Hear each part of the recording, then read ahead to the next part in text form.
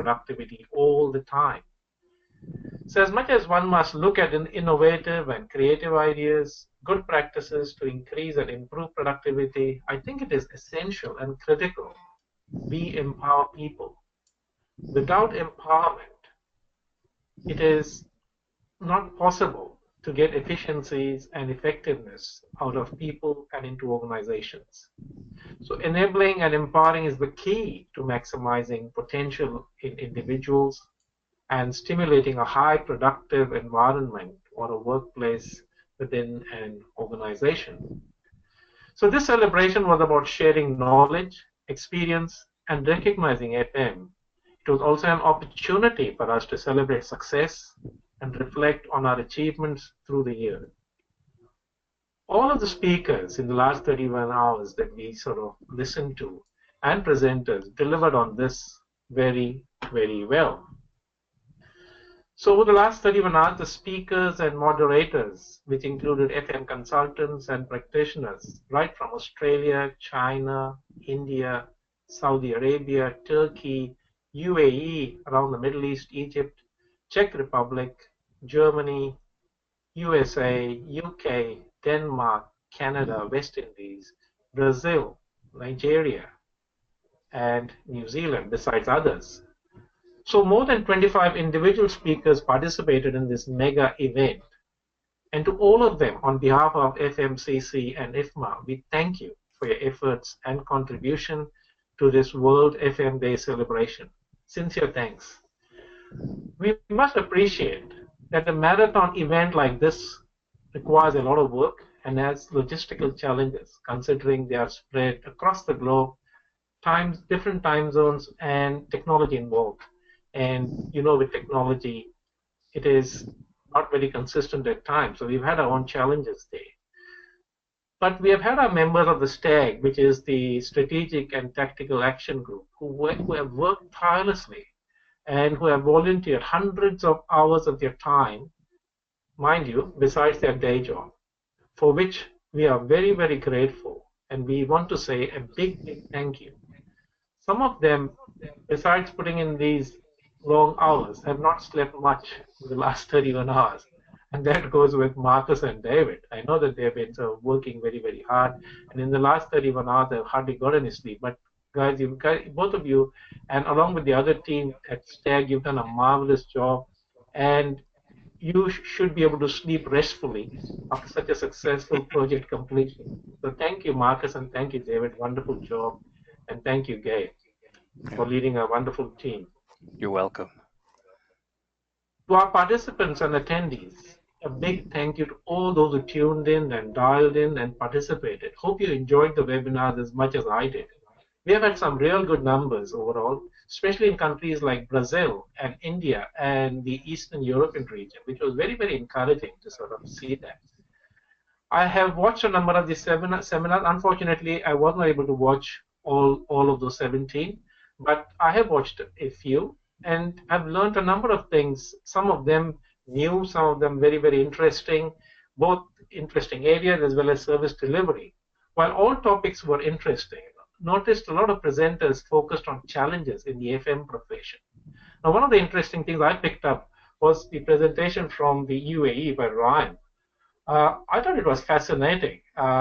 Never in my lifetime I thought that mosques would outsource facilities management. I was totally sort of amazed at that outcome, and I think it's a very, very encouraging trend. Something like that to happen in the Middle East, which I see, if that trend continues, I see a huge potential for FM in that region when it comes to mosques, not just for that region, but around the globe. And I thought it was very, very interesting. The whole presentation was very educational and inspiring, and very interesting. The interesting part was how the service provider themselves, or service providers, adapted to local conditions and religious beliefs in that part of the world to deliver FM. I thought it was really amazing and fascinating. Another one that I liked was or at least one of the ones that I watched and I liked, was the one out of India, where besides the huge challenges they discussed at that presentation, the I was amazed at the potential they were forecasting for FM, both for practitioners as well as for consultants. And what I liked about one catchline there was a major shakeup. What they said was a major shakeup of the FM profession in the near future, which I think is very, very interesting, and it was long coming, and could have some real positive potential for growth for the profession in that part of the world. Another one that I watched, and I had the privilege of watching, was the one out of Czechoslovakia with Andre did, and I learned a lot about the evolution of FM in that region, the challenges that they had, and facing them in the post global GFC times. And basically, some of the challenges that they're going through has been since the GFC, and which they're trying to get. So I think it was very, very interesting. A lot of that I didn't know about. The whole evolution of FM in that region, and I think Andre and the people around in that region have done a wonderful job for FM and for the whole FM profession. Now I could go on and on and on with some of the other ones that I have watched and participated in, but I think it's time for me to hand you over to my colleague David Reynolds and to share his thoughts, and other panelists if they would like to share their views and comments on the last 31 hours and the sessions they might have participated in. So let me hand you over to David. I appreciate it. See, you're handing back control, are you, Val? Just make sure. Yes. Yeah, there's my mouse. Okay. Gay, you said that you attended 3, and could you talk about a few things that caught your attention? Sure, I'd be happy to share. I kind of bookended the whole World FM Day. I was able to attend Jeff Parnell's session on technology, and found that interesting. And in fact, I'm actually looking forward to going back to when these sessions will be available recorded, so that I can pick up on things that I may have missed or little nuances. I dialed into that session late, and I'm sure there'll be some other things to gain there. But the other 2 sessions that I attended were actually 16 and 17 here at the end. And 16 was the Knowledge Library. The 2 gentlemen that made that presentation, I just feel like I've kind of been given keys to the castle, because I understand a little bit better now where I can access information when I have questions. And then the session that I was most looking forward to, just because of the topic, was Martin Leach, when he talked about integrating FM into design and build processes. I thought that was fascinating, and he made a lot of good points. I really enjoyed this day, and it was a phenomenal success in my mind. I can't say enough how much I'm looking forward to listening to the sessions that I missed because of reviews that I saw today. In fact, Val, I saw your review on the session on India, and it really piqued my interest. So I look forward to hearing those when they become available online. Appreciate it, Gay. Would someone else like to step in as something that particularly caught your interest? I've got a whole handful of them, so anyone else? I'm watching your mics. Okay, well, let me go ahead and venture a few. First of all, hats off to Tina and Gay for the kickoff, because they set the team, so to speak, and part of our effort, Marcus especially, in putting this together, and yourself, Andre, was to assemble a widely functional, a group with wide visions, wide functions, wide experience, and I think they did that. It was almost like a baseball, perhaps, where a catcher is very much different from an outfielder, very much different from a pitcher, etc. So that was that set expectations for me. That was a good piece of marketing, and I think they met it worldwide. Jeff Parnell was very deliberate about technology, focusing on the user, on the business purpose, on the persons who would have to produce with this stuff, and very deliberate about that. Much appreciated. Paul Daugherty, I think of the phrase "grow where you're planted." Well, Paul and his team, for example, working in the Kingdom of Saudi Arabia, uh, it turned out to be a plant and you will grow. They're working on transportation across part of the central spine of the country and placing cities newly to be created, um, with FM input, of course, uh, in places where it looks promising that people of all class and wealth will be able to work and live. Uh, they've also got some rather remarkable technologies going. They seem to have the kind of Silicon Valley attention, and anyway, much appreciated there. I missed the next four up until I would say in Nigeria, Olumide and Collins both also face daunting challenges, and yet as in building a culture of FM, they are irrepressible. Um, they they have it down. I was doing a podcast a few months ago and heard a remark in the background from one of their colleagues, very advanced. I'm trying to remember the exact topic now, but I said, "Geez, this is the sort of thing I about only hear at World Workplace," and there it was. Um, Mike Little talked about doing about agreements cross border, cross region, and the both the rigor and the sensitivity of communications in those cases, working across wide regions. And I know in FMCC, there are a number of us who are experiencing that. Um, Among them, Stephen Brown and Marcus, who work in and out of the Middle East, and I think some of the others of you.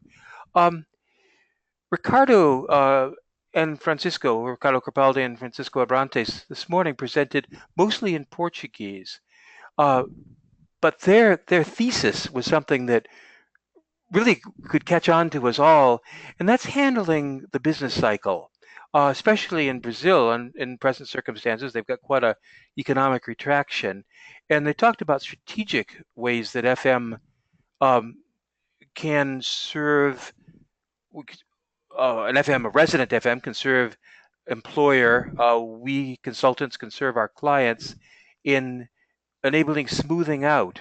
And then they did the same thing. They mirrored it into the careers of individual FMs, and said if you're coming into FM, you're going to see this sort of cycle. You're also going to see it in your own uh, fortune and misfortune, and to stay calm with it and how to follow through. Stephen Brown took motivation. His theme was, how do you light a fire under? Well, you don't. That's the point.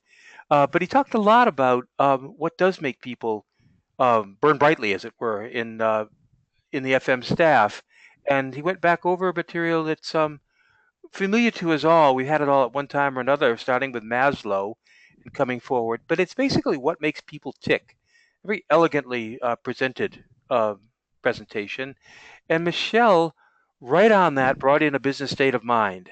Um, his I can remember in particular his emphasis that for those of us who started in technology, myself as an engineer, for example, as time goes on, and especially as consultants, we've got to have that business piece. Uh, we've got to have further and further understanding of, be further and further mindful, I guess, of the business purposes of our client. And Martin, you also stress that in looking at construction.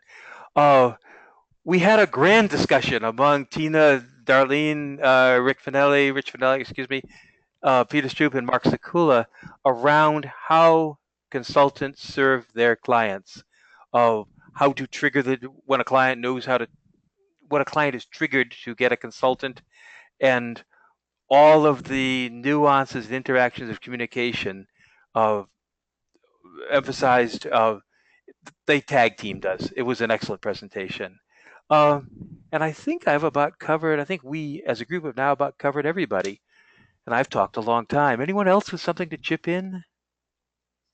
See a bunch of mics there that. So maybe here is Andrzej Strup speaking. If I can also thanks to the team who organized it, and mainly to Davis and Marcus, because the huge work what was done by Marcus Grow.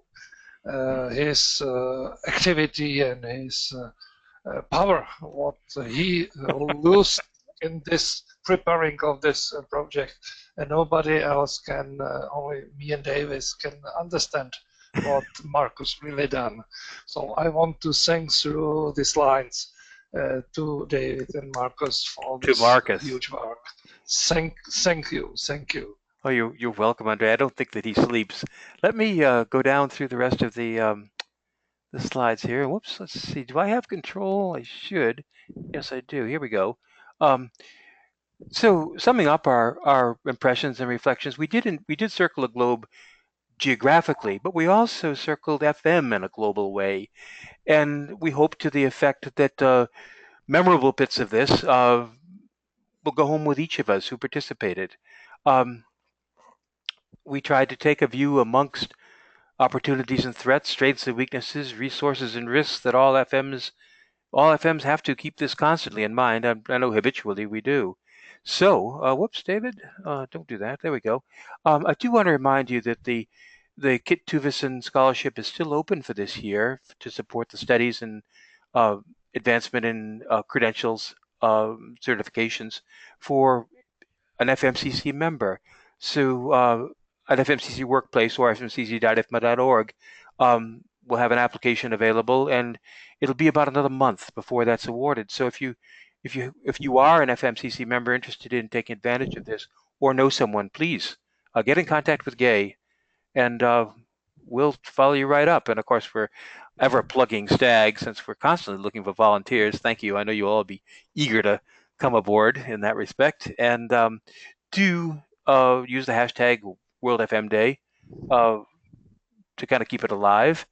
And recognition, of course, of our fellow industry councils.